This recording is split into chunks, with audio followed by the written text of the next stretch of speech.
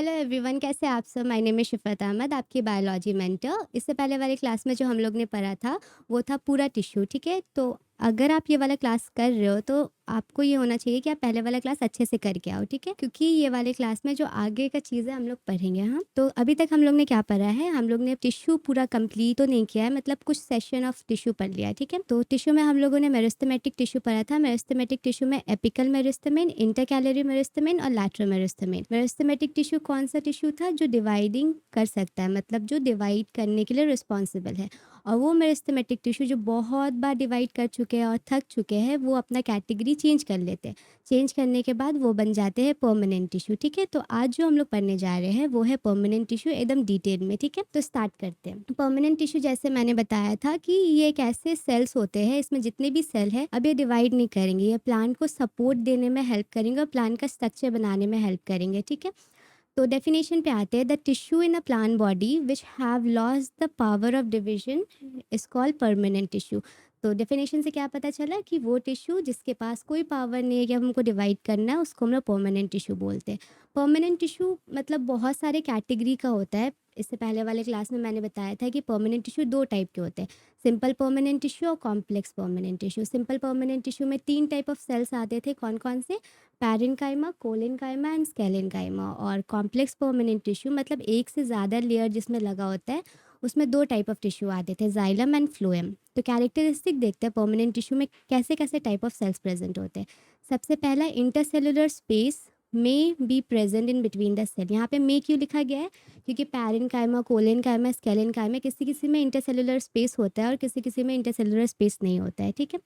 Number 2 देखते हैं, cell may और may not contain protoplasm, hence may be living और डाई। यहाँ पे भी लिखा है मे और मे नॉट, बिकॉज कि पैरेन्काइमा, कोलेनकाइमा, स्केलेनकाइमा कुछ कुछ ऐसे हैं जिसमें प्रोटोप्लाज्म प्रेजेंट होता है और कुछ कुछ ऐसे जिसमें प्रोटोप्लाज्म प्रेजेंट नहीं होता है। Number 3, cell is made up of cellulose and may be thick और थिन। आपको अच्छे से पता चल जाएगा कि यहाँ पे मे क्यों लिखा है।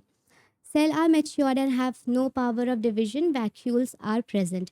यहाँ पे वैक्यूल्स प्रेजेंट होता है। मेरिस्टेमेटिक टिश्यू में वैक्यूल्स प्रेजेंट भी थे तो बहुत छोटे छोटे साइज में प्रेजेंट थे, यहाँ पे फुल्ली मेच्योर्ड वैक्यूल्स प्रेजेंट होता है।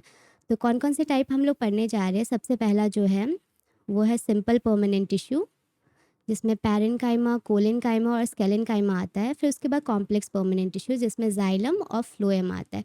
जाइलम और फ्लोएम मैकेनिकल सपोर्ट करते हैं और साथ ही साथ कंडक्शन में हेल्प करते हैं, conduction of food and water.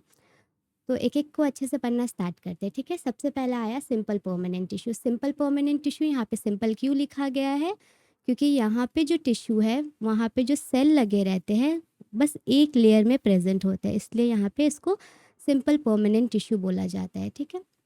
Tissue consist of only one type of cell, homogeneous, मतलब यहाँ पे जितने भी सेल्स होंगे सब एक टाइप के प्रेजेंट होगा। अगर पैरेन्काइमा है तो वो लेयर में पूरा पैरेन्काइमा लगा होगा। कोलेनकाइमा है, कोलेनकाइमा में पूरा वो लेयर, अगर कोई भी चीज़ है तो ऊपर में बस कोलेनकाइमा का सेल लगा होगा। Forming uniform mass and performing same function is called simple permanent tissue. और जितने भी सेल्स हैं एक फंक्शन को परफॉर्म करेंगे और एक ही चीज़ सप्लाई करेंगे प्लांट को, ठीक है। तो एक एक को स्ट्रक्चर को पढ़ते हैं, ठीक है। इसमें जो परमानेंट टिश्यू में जो सबसे पहला सिंपल परमानेंट टिश्यू के अंदर आ रहा है वो है पैरेन्काइमा टिश्यू।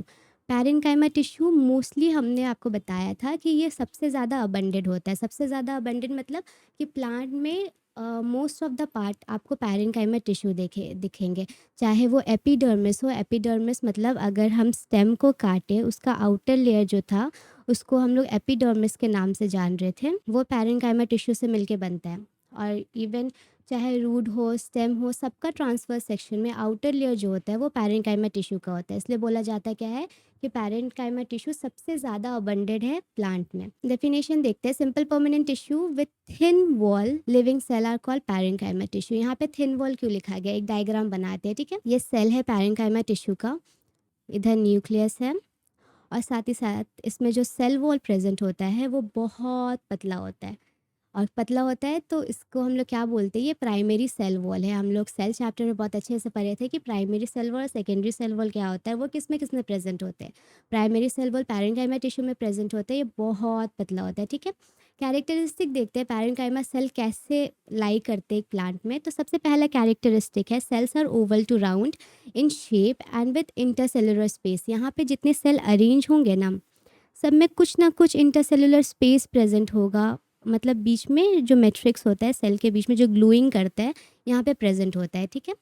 और इसका जो मेन फंक्शंस है, आप फंक्शंस भी याद रख लो कि ये फोटोसिंथेसिस, स्टोरेज और सिक्रीशन में हेल्प करता है। फोटोसिंथेसिस करने वाले सेल को हम लोग क्या बोलते हैं, क्लोरेनकाइमा। और नॉर्मली जो पैरेन्काइमा के सेल में एयर कैविटीज प्रेजेंट होते हैं, उसको एरेन्काइमा बोलते हैं। अब आया दूसरा characteristic, the cell contains vacuoles and starch granule in a cytoplasm. Cytoplasm में अगर सेल का देखें तो यहाँ पे वैक्यूल्स प्रेजेंट होता है। पैरेन्काइमा मैंने आपको बताया था कि परमानेंट टिश्यू में जो सेल्स होते हैं उसमें वैक्यूल्स प्रेजेंट हो भी सकता है, नहीं भी प्रेजेंट हो सकता है, ठीक है। तो यहाँ पर वैक्यूल्स तो प्रेजेंट है, ग्रैन्यूल्स के मतलब साइटोप्लाज्म के अंदर ग्रैन्यूल्स भी प्रेजेंट है, ठीक है। नंबर 3 वाला पॉइंट देखें, cell contain abundant cytoplasm with a prominent nucleus. यहाँ पे जो सेल होता है उसमें साइटोप्लाज्म बहुत ज़्यादा भरा होता है, उसके साथ साथ न्यूक्लियस जो होता है वो भी बहुत बड़ा होता है। ये वाला मैंने आपको बता दिया कि parenchyma plus chloroplast is known as chlorenchyma, जो फोटोसिंथेसिस में हेल्प कर रहा है।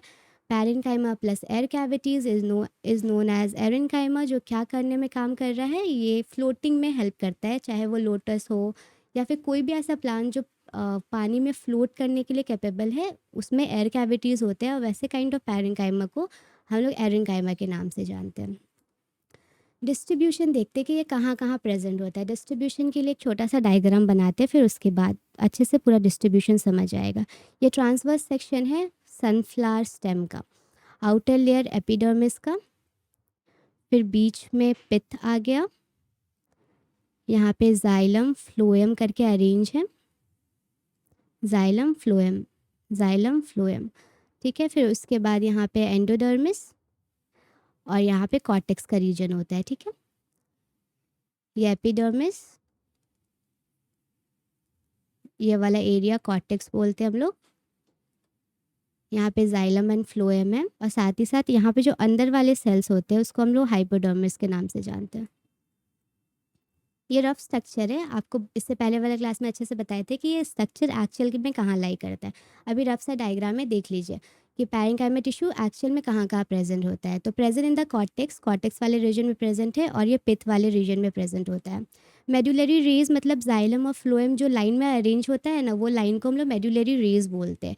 एपिडर्मिस और फ्रूट, रूट के एपिडर्मिस में प्रेजेंट होता है, एंड स्टेम होगा यहाँ पर, ठीक है। Mesophyll tissue of leaves, leaves के मेसोफिल टिश्यूज में प्रेजेंट होता है। Pulp of fruits, embryo, endosperm of seed. Endosperm of seed मतलब कि अगर कोई भी सीड खा रहे हो, उसका जो अंदर वाला पार्ट है उसको एंडोस्पर्म ऑफ सीड बोलते हैं, ठीक है। In a conducting zone of xylem and phloem. और जाइलम एंड फ्लोएम में जहाँ से जाइलम पानी लेके जाते हैं या फिर फ्लोएम खाना लेके जाते हैं, उसके अंदर में पैरेन्काइमा प्रेजेंट होता है। तो सेल देखिए, बीच में इंटरसेलुलर स्पेस आपको दिख रहा है, फिर किसी किसी में प्रेजेंट नहीं होता है, यहाँ पे न्यूक्लियस बहुत ज़्यादा होते हैं, कुछ कुछ ग्रैन्यूल्स प्रेजेंट है। तो ऐसे वाले स्ट्रक्चर को हम लोग क्या बोलते हैं कि ये पैरेन्काइमा टिश्यू है। तो होप सो आपको पैरेन्काइमा टिश्यू स्ट्रक्चर और डिस्ट्रीब्यूशन अच्छे से समझ में आया होगा। अब इसका फंक्शन देख लेते हैं। तो पहला फंक्शन इसका क्या है, help in manufacturing food by photosynthesis. Photosynthesis में हेल्प कर रहा है क्योंकि इसमें क्लोरोप्लास्ट होते हैं। क्लोरोप्लास्ट के साथ साथ पैरेन्काइमा को हम लोग क्या बोलते थे, कोलिनकाइमा, ठीक है। Function as a storage tissue by storing starch. अब यहाँ पे ये क्या करता है ना, कभी कभी स्टार्च को स्टोर भी कर लेता है। कैसे, मतलब अगर आपको फंक्शन पूछे ना पैरेन्काइमा टिश्यू का, इसका 3 फंक्शन होता है। एक होता है फोटोसिंथेसिस में हेल्प कर रहा है, दूसरा स्टोरेज में काम कर रहा है, स्टोरेज किस चीज़ का कर रहा है, स्टार्च का, और तीसरा क्या है, ये सिक्रीशन में हेल्प कर रहा है। सिक्रीशन मतलब वाटर, पानी का जो अंदर का लेयर होता है उसमें प्रेजेंट है, ठीक है। फिर नंबर 3 में आए transport of food and water. अब नंबर 4 देखें, turgid condition they provide support to delicate part. ये सेल जो होते हैं हमेशा फुले फुले होते हैं। इसके वजह से क्या होता है कि कोई भी प्लांट का जो ऐसा हिस्सा, चाहे लीव हो, स्टेम हो, उसको ताज़ा ताज़ा जो बोलते हैं ना, उसको दिखाने के लिए पैरेन्काइमा टिश्यू बहुत ज़्यादा रिस्पॉन्सिबल होता है। तो होप सो आपको पैरेन्काइमा टिश्यूज़ का स्ट्रक्चर, उसका डिस्ट्रीब्यूशन और फंक्शन अच्छे से समझ आया होगा। और अब मूव करते हैं नेक्स्ट वाले टिश्यू पे। नेक्स्ट वाला टिश्यू क्या है, नेक्स्ट वाला टिश्यू कोलिनकाइमा है। कोलिनकाइमा एक ऐसा टिश्यू है ना जिसमें इंटरसेलुलर स्पेस बिल्कुल प्रेजेंट नहीं होता, मतलब जितने भी सेल्स होंगे आपस में एकदम अच्छे से कनेक्टेड होंगे, उसमें कोई बीच में गैप प्रेजेंट नहीं होगा, ठीक है। और यहाँ पे ये फोटोसिंथेसिस वगैरह कुछ नहीं करते हैं। अब यहाँ पे देखते हैं इसका definition, simple permanent tissue wall of whose cell are unevenly thickened by addition of cellulose deposition and are called collenchyma. इसका स्ट्रक्चर बनाते हैं तो ज़्यादा अच्छे से आपको डेफिनेशन क्लियर होगा। ये कोलेनकाइमा का सेल मान लेते हैं, यहाँ पे कोई इंटरसेलुलर स्पेस नहीं है, तीनों सेल्स आपस में बहुत अच्छे से अरेंज है। फिर उसके बाद क्या होता है ना कि सेल मेम्ब्रेन और सेल वॉल के बीच में कहीं कहीं डिपोजिशन होना स्टार्ट हो जाता है। ये डिपोजिशन किस चीज़ का होता है? ये डिपोजिशन पेक्टिन का होना स्टार्ट हो जाता है।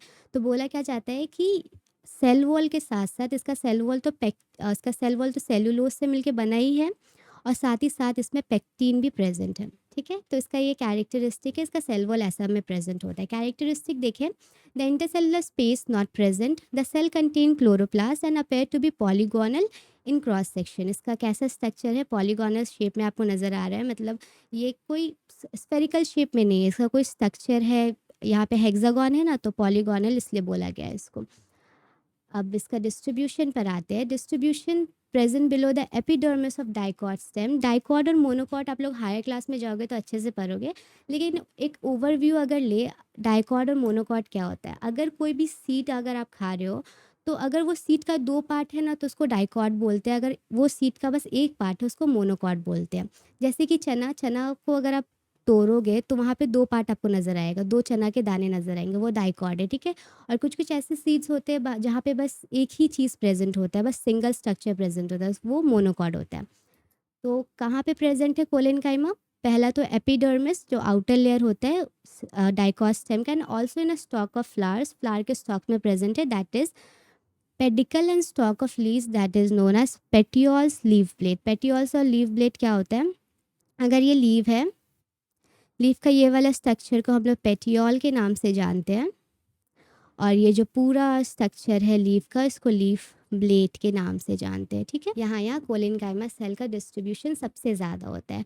फंक्शन देखें, provide mechanical support to plant organ. ये सबसे पहले इसका काम क्या होता है कि प्लांट में जितने ऑर्गेन होते हैं, चाहे वो फ्रूट हो, लीव हो, स्टेम हो, रूट हो, सबको क्या करता है? मैकेनिकल सपोर्ट देता है। मैकेनिकल सपोर्ट मतलब अगर बारिश हो रहे, कुछ भी हो रहे, तो उसको वो जगह पे अच्छे से रहना या फिर वो जगह को संभाल के रखना, फ्रूट को संभाल के रखना, इसका ये काम है। Containing chloroplastics can prepare by photosynthesis. इसमें नॉर्मली क्या होता है ना, कोई कोई हर कोलेनकाइमा सेल में फोटोसिंथेसिस का प्रोसेस नहीं होता, कोई कोई ऐसे कोलेनकाइमा होते हैं जिसमें फोटोसिंथेसिस का प्रोसेस भी होता है। तो यहाँ पे इसलिए लिखा गया है कि containing chloroplast can prepare food by photosynthesis. Point number 3 देखते हैं। The cell are responsible for providing flexibility, plasticity and also give strength to plant. ये वाला क्या होता है ना कि कोलेनकाइमा सबसे पहले क्या करते हैं कि कोई भी प्लांट है उसको, अगर प्लांट हवा चल रहा है तो प्लांट हवा के डायरेक्शन में इधर उधर कर पाते हैं ना, तो ये कोलेनकाइमा क्या करता है कि वो वाला स्ट्रक्चर को मेंटेन करने में, चाहे वो जितना भी फ्लेक्सिबल हो जाए, वहाँ पे उसको मेंटेन करने में हेल्प करता है। अब इसका फंक्शन देखते हैं। फंक्शन भी हो गया है, ठीक है।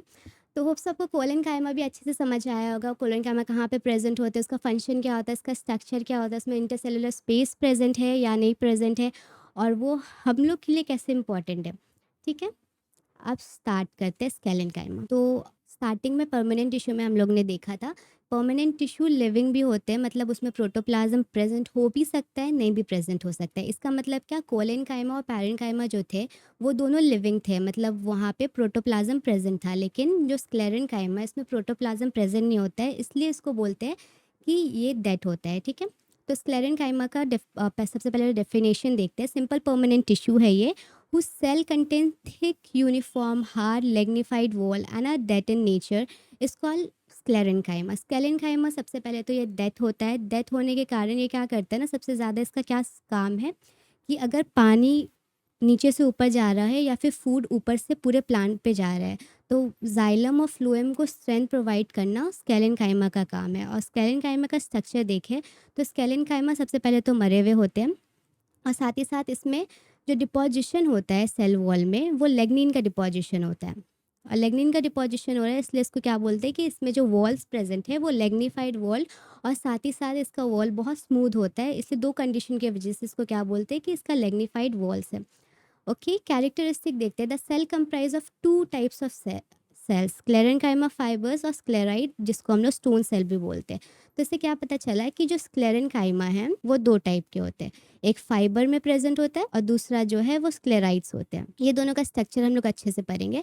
फाइबर मतलब क्या? फाइबर तो नॉर्मली आप लोग ने देखा होगा कि लंबे-लंबे स्ट्रक्चर को हम लोग फाइबर बोलते हैं और स्क्लेराइड्स नॉर्मली क्या होता है ना, ये गोल टाइप के स्ट्रक्चर में प्रेज़ेंट होते हैं। फाइबर्स कुछ ऐसे काइंड ऑफ अरेंज होंगे।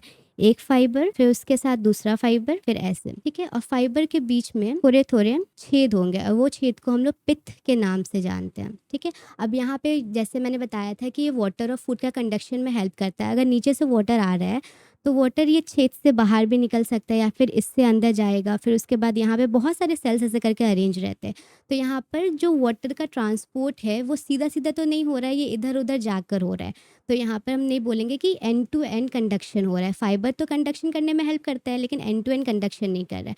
वही अगर स्क्लेराइड है, स्क्लेराइड क्या करता है ना कि यहाँ पे कंडक्शन में इसका कोई रोल नहीं है। इसमें भी पित्त प्रेज़ेंट होते हैं, मतलब ये सबसे पहले तो ये गोल-गोल में होता है और इसमें पित्त प्रेज़ेंट होते हैं। पित्त मतलब कि कुछ-कुछ छेद प्रेज़ेंट होते हैं और मैग्नीफाइड वॉल है ये। अब ये स्क्लेराइड कहाँ-कहाँ प्रेज़ेंट होते हैं? आप लोगों ने सपेटा खाया होगा, वो एक फ्रूट होता है। उसमें क्या होता है ना कि या फिर गुआवा वगैरह, जो भी फ्रूट अगर खुदा फूड है, तो उसमें क्या होता है कि जब आप खाते हो तो या फिर टी लीव्स देख लें, तो वहाँ पे स्क्लेरेनकाइमा का कंसंट्रेशन स्पेशली स्क्लेराइड बहुत ज़्यादा प्रेज़ेंट होते हैं।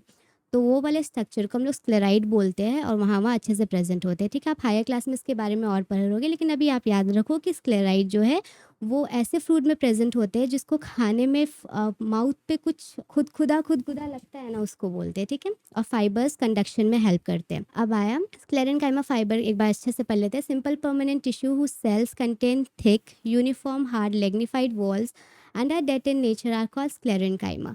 तो स्क्लेरेनकाइमा फाइबर दोनों स्ट्रक्चर मैंने बता दिया है। यहाँ पे ये फाइबर है, ये स्टोन सेल जिसको स्क्लेराइड के नाम से भी जानते हैं। स्टोन सेल जो स्फेरिकल शेप में है और जो फाइबर्स है वो लॉन्गिट्यूडनल शेप में है। ये कंडक्शन में हेल्प कर रहा है, ये फ्रूट्स में प्रेजेंट है। और बस इतने ही सा इसका स्ट्रक्चर है, फंक्शन ये डेट इन नेचर होते हैं और इसके बारे में आपको ज़्यादा नहीं पढ़ना है, ठीक है? तो होप सो आपको आज का क्लास अच्छे से समझ आया होगा। अगर आपको आज का क्लास समझ नहीं आया तो आप प्लीज़ कमेंट सेक्शन में बताना और अपना अच्छे से ख्याल रखना। Thank you.